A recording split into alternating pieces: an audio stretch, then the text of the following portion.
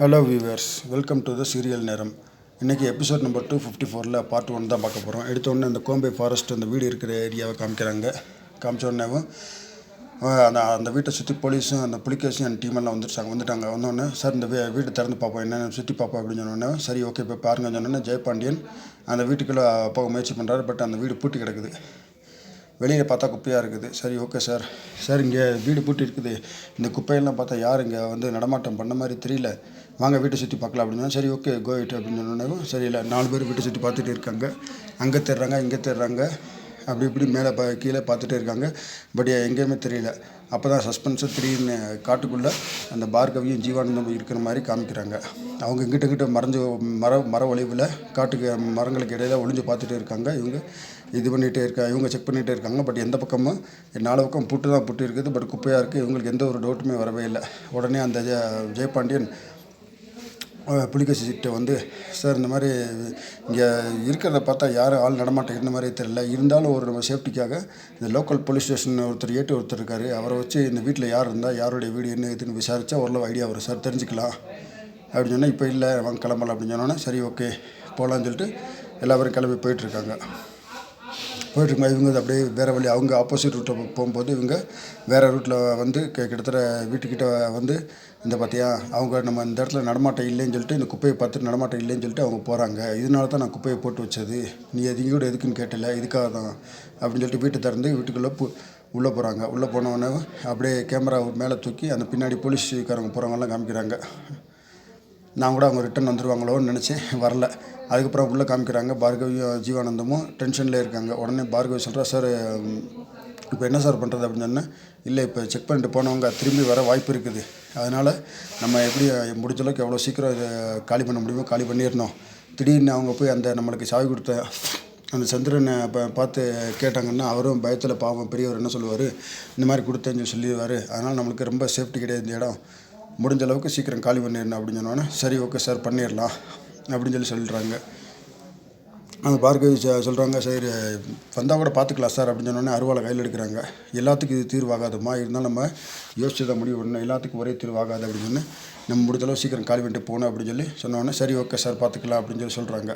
அடுத்த 2வது மண்டபத்தை காமிக்கிறாங்க. மண்டபத்தில் அந்த பணிக்கர சாமியாருடைய பூசாரி அசிஸ்டண்ட்டு எப்பா முல்லை வந்தா எப்பா கரிகாலம் 2 பேர் இங்கே வாங்க அப்படின்னு சொன்னோன்னே வந்துடுறாங்க.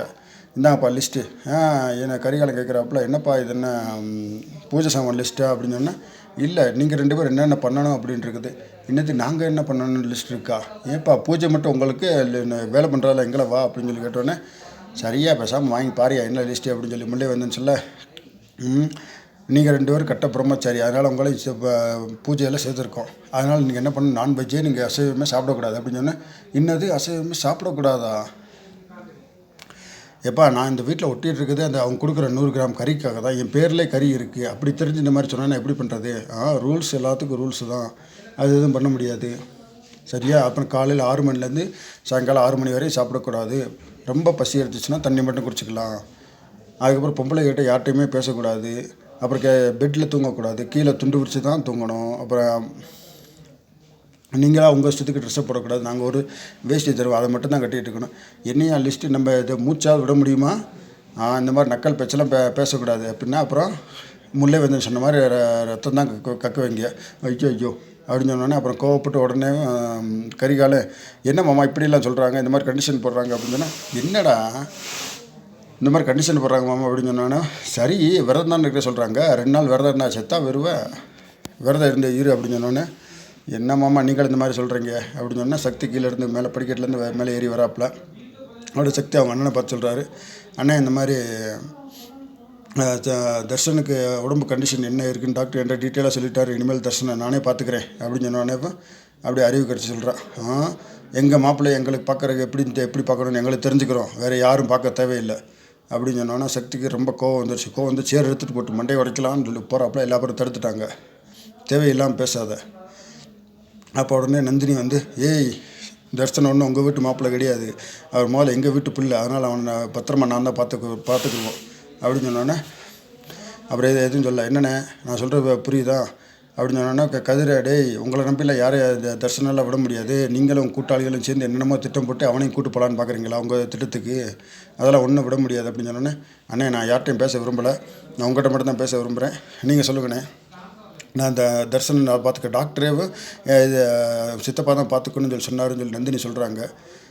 டாக்டர் சொல்லிருப்பாங்க, அவனுக்கு ஃபீஸை கட்டி நீங்கள் சொல்லி கூட்டிகிட்டு வந்திருப்பீங்க, அதெல்லாம் ஒன்றும் கிடையாது. சரி ஓகேப்பா சக்தி, அப்போ நான் ஒரு கண்டிஷன் சொல்கிறேன், அதுக்கு நீ ஒத்துக்குருவியா அப்படின்னு சொன்னால், என்ன கண்டிஷன் சொல்லுங்கள் அப்படின்னு சொல்ல வரப்பல, இது அங்கே ஹாஸ்பிட்டலில் இது அந்த ஹாஸ்பிட்டலில் நந்தினியோட தம்பி அங்கே இருக்கியான், தர்ஷினி அங்கே தான் இருக்குது, போலீஸ் இதை தவிர போலீஸ் பாதுகாப்பு இருக்குது, அப்புறம் ஏன் ஓம் பொண்டாட்டி அங்கே இருக்கா, ஓம் பொண்டாட்டியை ஃபோன் பண்ணி உடனே இங்கே வர சொல்ல முடியுமா? மாமா என்ன மாமா சொல்கிறீங்க, எல்லாத்தையும் தேவையில்லாமல் இது கூப்பிட்டுருக்கீங்க அப்படின்னு சொன்னேன். இருமா, எல்லாத்தையும் இங்கே கூப்பிட்டு இவன் பொண்டாட்டி அப்புறம் இந்த இந்த 2 குற்றச்சிகள் இங்கே என் கண்ணு முன்னாடி இருந்தால் தான் என்ன நடக்குது எது நடக்குதுன்னு தெரியும். சரியா, நான் சொல்கிற கண்டிஷனுக்கு ஓகேவா, இதை தவிர என்ன கண்டிஷன் இருக்குது, என்னை கூப்பிட முடியுமா முடியாதா அப்படின்னு சொல்லி கேட்குறாப்புல. இதோடய நம்ம பார்ட் 1 முடிஞ்சிருச்சு. இன்னும் பார்ட் 2ல் இதுக்கு அடுத்து அவர் கூப்பிட்டு என்ன பண்ணார், ஏது பண்ணார், என்ன கண்டிஷன் போட்டார்ன்றதை தெரிஞ்சுக்கிறதுக்காக பார்ட் 2 பாருங்கள். இந்த வீடியோ உங்களுக்கு பிடிச்சிருந்தால் லைக் பண்ணுங்கள், கமெண்ட் பண்ணுங்கள், ஷேர் பண்ணுங்கள். மறக்காமல் தமிழ் சீரியல் நேரம் சேனலை சப்ஸ்கிரைப் பண்ணிவிடுங்க. தேங்க்யூ.